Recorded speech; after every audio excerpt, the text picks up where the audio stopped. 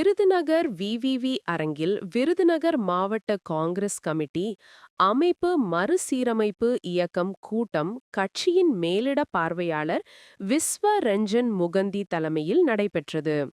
கூட்டத்தில் விஸ்வரஞ்சன் முகந்தி பேசும்போது, மாவட்டத்திலுள்ள அனைத்து நகரங்களிலும் காங்கிரஸ் கட்சி நிர்வாகிகளுடன் கலந்து பேச வந்துள்ளேன்.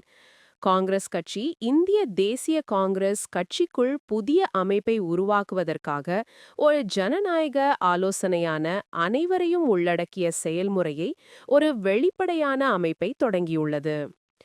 இந்த ஆண்டு குஜராத்தில் அகமதாபாத்தில் நடந்த அகில இந்திய காங்கிரஸ் கமிட்டி அமர்வில் இந்த கட்சியின் மூலம் எங்கள் கட்சியை மேலும் துடிப்பானதாக மாற்ற இந்த ஆண்டு ஏஐசிசி முடிவு செய்துள்ளது. எனவே இந்த சங்கதன் ஸ்ருஜன் அபியான் மாற்றத்திற்கான ஒரு செயல்முறையாகும். இது ஒரு நாடு தழுவிய பிரச்சாரம். தமிழ்நாட்டில் நாங்கள் எங்கள் பயணம் 22ஆம் தேதி தொடங்கி டிசம்பர் 5ஆம் தேதி வரை தொடரும்.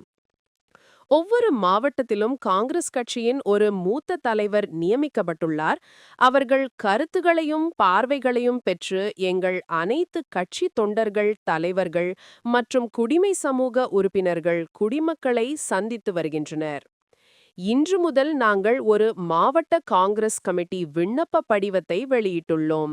இந்த படிவம் மாவட்ட காங்கிரஸ் தலைவர் பதவிக்கு போட்டியிட ஆர்வமுள்ளவர்களுக்கு உதவும்.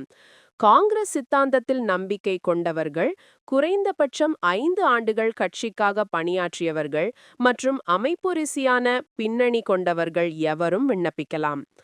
அனைத்து காங்கிரஸ் தொண்டர்கள் மற்றும் ஜனநாயகம் மீது நம்பிக்கை கொண்டவர்கள் மற்றும் இந்த செயல்முறையில் தீவிரமாக பங்கேற்க விரும்புபவர்கள் அனைவரும் வெளியே வந்து இந்த செயல்முறையில் பங்கேற்க வேண்டும் என்று நாங்கள் வேண்டுகோள் விடுக்கிறோம் என்று பேசினார்.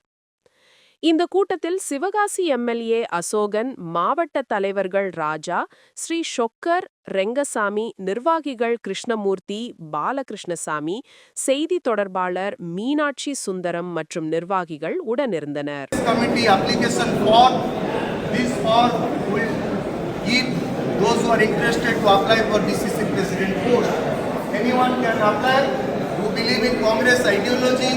who are one for the party for winning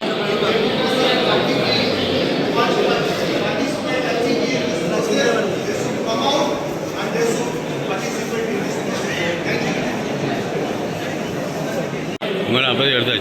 you.